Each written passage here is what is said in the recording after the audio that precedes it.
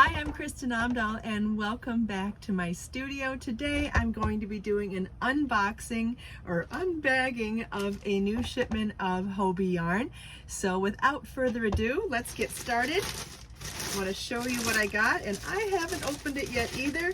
These are yarns that I chose with Hobbii to be a participant in their No Shades of Gray challenge. You can find more information about this challenge on my blog. I'll share a link in the video description, and you can also order any of the yarns and colors that I ordered from that link as well.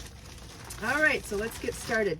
I chose a DK weight cotton yarn, and it's called Friends Cotton 8/8, and I ordered 2 packs of the colorways, 2 packs each of 3 colors of the colorways. So you take a look at these with me, and you decide what you think you'd like me to make. I have some options listed on the blog post already, but if you would like to leave a comment and let me know which of the projects you'd like to see me make, that would be fun too, and I may end up surprising you with something different anyway. So this is color pack 14, which very romantic pinks and reds and purples. I love these colors together.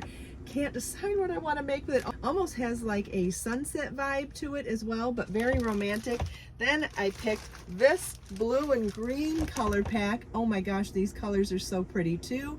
It goes from a white into different shades of turquoise and blue, and into different greens and teals as well.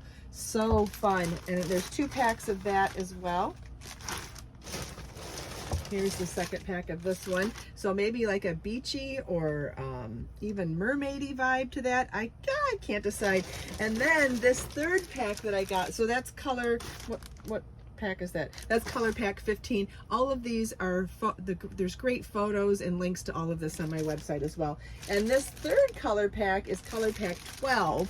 Look at these colors. This definitely has like a Moroccan vibe to me, or something exotic and warm.